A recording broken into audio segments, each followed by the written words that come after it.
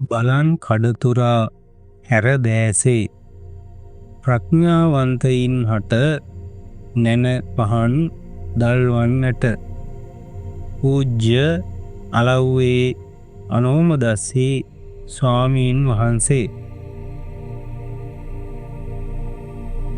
7. සාරිපුත්තයන් මොග්ගල්ලානයන්ගේ අගය බුදුහිමියෝ මෙසේ දැක්වූහ.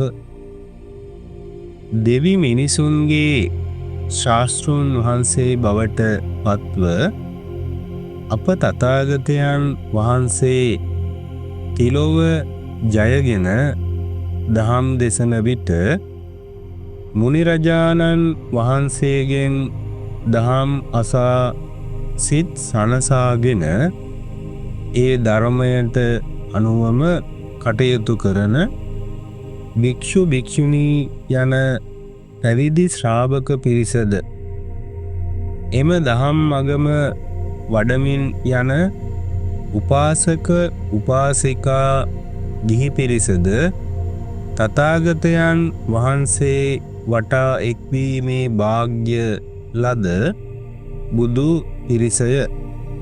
සසුන ශෝභමාන කළ ගිහි ශ්‍රාවක පිරිසද බොහෝ ධර්මය අසාගෙන දරාගෙන ධර්ම ගෞරවයෙන් යුතුව ශාස්ත්‍රෝ ගෞරවයෙන් යුතුව අඹදරුවන් පවා පෝෂණය කරමින් උත්තරීතර මිනිස් ගුණදහම් ඇති කරගනු ලැබුවෝය.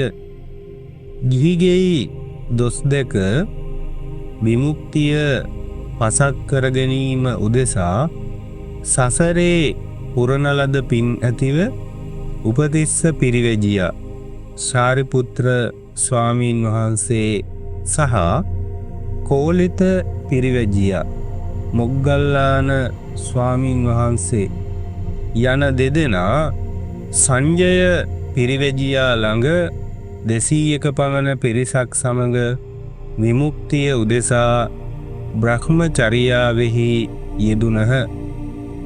ඔවුන් දෙදෙනා පළමුව විමුක්තිය සාක්ෂාත් කළ කෙනා අනෙකාට එය පැවසිය යුතු බව කතිකා කොට ගමන් ඇරඹූහ. එක් උදෑසනක පස්වග භික්ෂූන් වහන්සේලාගෙන් කෙනෙකු වන අස්සජී මහරහතන් වහන්සේව දුටු උපතිස්ස නම් වූ පිරිවැජියා උන්වහන්සේගේ ඇවතුම් පැවතුම් දෙස බලා සිට දුටුවේ ආශ්චර්යවත් දෙයකි. සන්තින්ද්‍රියා සන්තමානසා සන්තං තේසං ගතං තිතං ඔක්කිත්ත චක්කු මිතබානි තාදිසා සමනා මම. ඒ රහතන් වහන්සේලාගේ සංසුන් ඉඳුරන් ඇත්තේය. ශාන්ත වූ සිත් ඇත්තේය. උන්වහන්සේලාගේ ගමනත් සිටීමත් සංසුන්ය. යටට හෙළන ලද නෙත් ඇතිව පමණ දැන වදන් පවසන්නෝය. කාය කම්මං සුචිනේසං වාචා කම්මං අනාවිලං මනෝ කම්මං සුවිසුද්ධං තාදිසා සමනා මම. ඒ රහතන් වහන්සේලාගේ කාය කර්මය පිරිසිදුය. වාක් කර්මය දෝෂ රහිතය.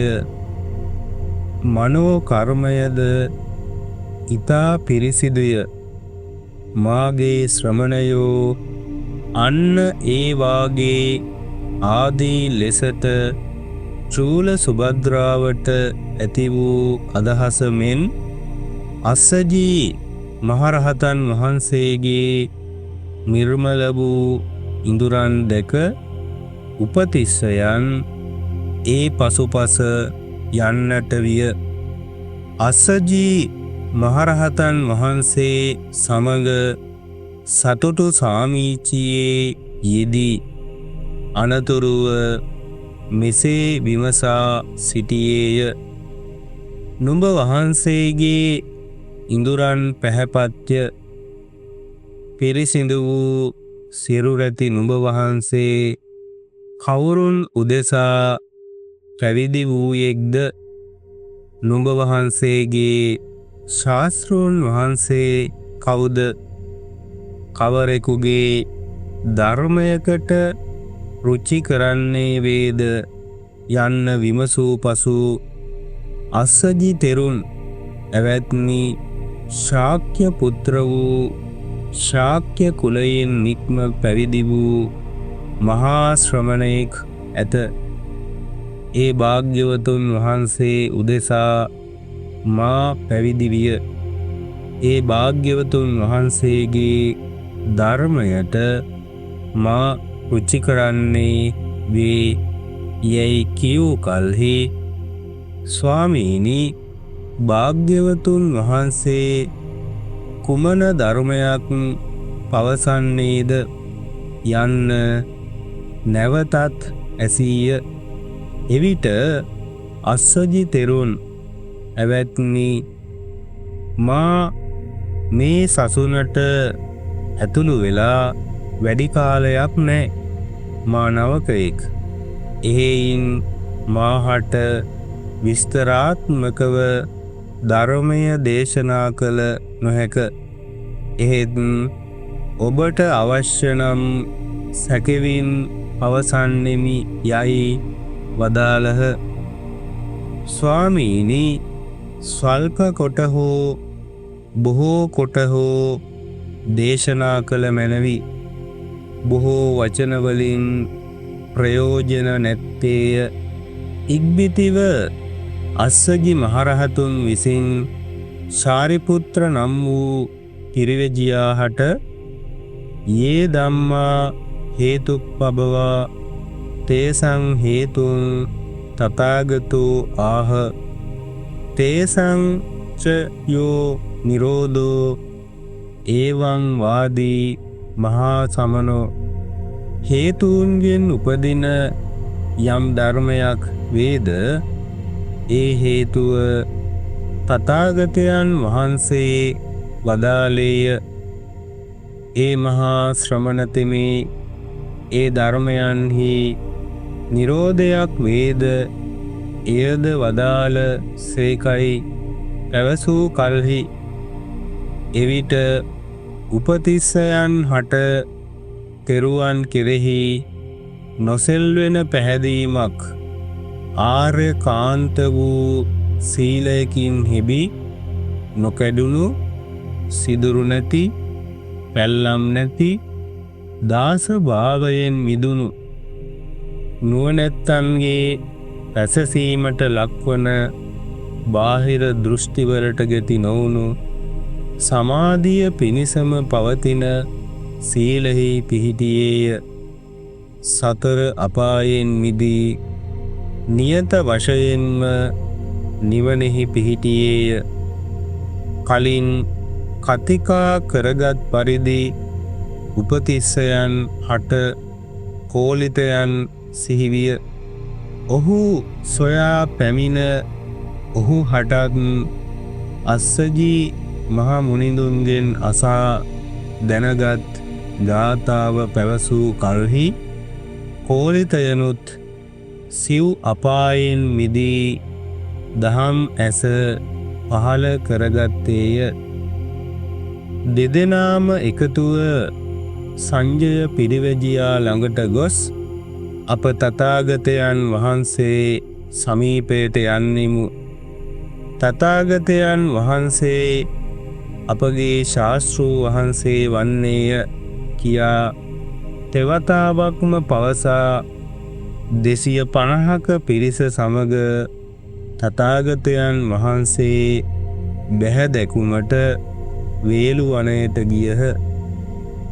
තිලොවට ලහිරු මඩලක් වූ තථාගතයන් වහන්සේ දුරදීම කෝලිත උපතිස්සයන් දැක මහණෙනි අර ඈතින් එන යහළුවන් දෙදෙනා මාගේ සසුනේ අග්‍ර ශ්‍රාවකයන් වන්නේ යයි පැවසූහ. තථාගතයන් වහන්සේ ළඟට පැමිණි උපතිස්ස කෝලිත දෙදෙනා තථාගතයන් වහන්සේගේ ශ්‍රී පතුල් ආදරයෙන් වන්දනා කළේය. අනතුරුව ඒහි භික්ෂු භාවයෙන් පැවිදි උපසම්පදාව ලබාගත්හ. ගෞතම සසුන් කෙත බැබල වූ ශාරිපුත්‍රයන් වහන්සේ සූකරකත ලෙනෙහිදී කිසිවෙකුට සමකල නොහැකි වූ නතේන ධම්මේන සමත්ති කිංචි ධර්මය වන දීඝනක තවුසාට දේශනා කළ ධර්මය ශ්‍රවණය කරමින් භාග්‍යවතුන් වහන්සේට පවන් සලමින් සිටියේදී සිත සියලු ආශ්‍රවයන්ගෙන් මිදී අරහත්වයට පත් වූ සේක. වේදනා පරිග්ගහ සූත්‍රය. අපගේ මොග්ගල්ලාණයන් වහන්සේ මගධ රට කල්ලවාල මුත්ත ගමෙහි නිදිමතින් තීන මිද්දෙන් පීඩා විඳින බව දැක තථාගත තෙමේ බග්ග ජනපදයේ සුන්සුමාරගිර මිගදායේ සිට 이르දීන් වැඩම කොට උපදෙස් ලබා දුන් පසු කෙලෙස් තවන වීරයෙන් යුතුව විදසුන් වඩා සියලු කෙලෙසුන් ප්‍රහාණය කොට අර්ථ ධර්ම නිරුක්ති පටිභාන සහිතව මහරහත් බව ප්‍රත්‍යක්ෂ කළහ. පචලායන සූත්‍රය අංගුත්තර නිකාය. නොබෝ කලකින් භික්ෂු සංඝයා රැස් වූ පසු සාරිපුත්ත මහරහතන් වහන්සේ හට ප්‍රඥාවන්ත ශ්‍රාවකයන්ගෙන් අග්‍ර වූ අගසව් පදවියත් මහා මොග්ගල්ලාණයන් වහන්සේ හට 이르දිලාභීන්ගෙන් අග්‍ර වූ අග්‍ර ශ්‍රාවක තනතුරත් පිරිනැමූහ. මිසේ ගෞතම සසුන් කෙත අස්වැද්දූ අපගේ අග්‍ර ශ්‍රාවකයන් වහන්සේලා ගැන තථාගතයන් වහන්සේ මෙසේ වදාළසේක.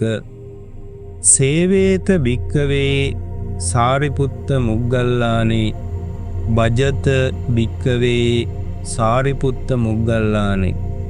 මහණෙනි සාරිපුත්තයන් මොග්ගල්ලාණයන් ඇසුරු කළ යුත්තේය, භජනය කළ යුත්තේය.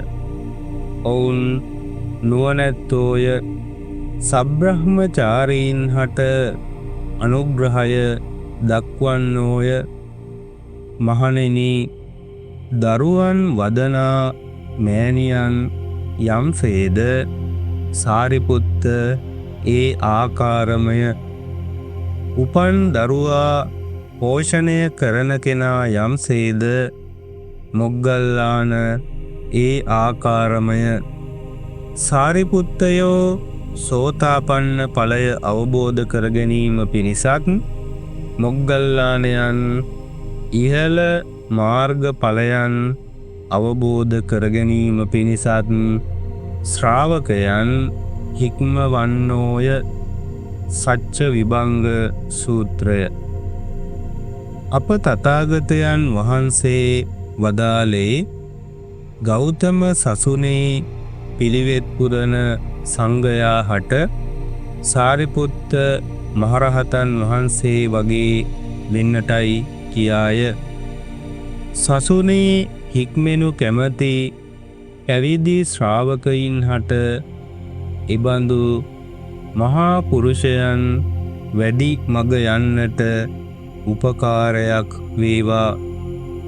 ගෞතම සසුන ශෝභමාන කළ ඒ මහා රහතන් වහන්සේලාට නමස්කාර වේවා. මේ ආකාරයට අධ්‍යාත්මය තුළ සැනසීම ඇති වූ ඒ දහම අපගේ ජීවිතයටද යොමු කර ගැනීම සඳහා මේ අසහාය චරිතයන් ආදර්ශයට ගනිමු.